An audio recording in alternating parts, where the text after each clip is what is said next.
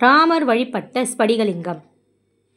தன்னருகில் வைக்கப்படும் பொருட்களில் தன்மையை பிரதிபலிக்கக்கூடியது என்பதால் ஸ்படிகம் மங்களகரமான ஒன்றாக கருதப்படுகிறது. அந்த ஸ்படிகத்தில் செய்யப்பட்ட லிங்கத்திற்கு கூடுதல் சிறப்புண்டு. ஒரு முறை கைலாய மலையை நோக்கி ஆதிசங்கரர் சென்று கொண்டிருந்தார். அப்போது வழியில் அவருக்கு காட்சி கொடுத்த சிவபெருமான் அவரிடம் 5 ஸ்படிகலிங்கங்களை கொடுத்து அனுப்பினார்.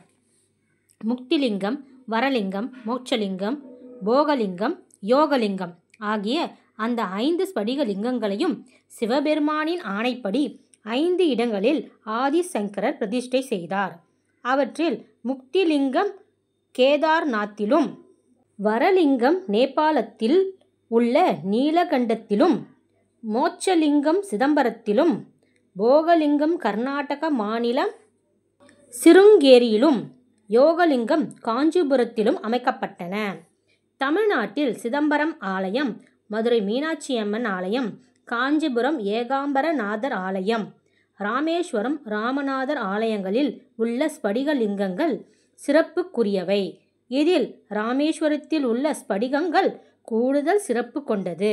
இந்த ஸ்படிகலிங்கம் விபீஷணனால் இலங்கையில் இருந்து கொண்டு வரப்பட்டது. அதை ராமரும் சீதையும் பூஜித்தனர் என்பது தல வரலாறு.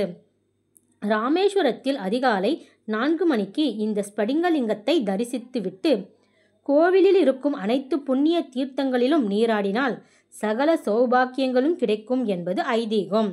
இதேபோல் திருவெண்காடு ஸ்வேதாரண்யேஸ்வரர் கோவில், திருநெல்வேலி சங்கரன் கோவில் ஆகியவற்றிலும் ஸ்படிகலிங்க வழிபாடு பிரசித்தம்.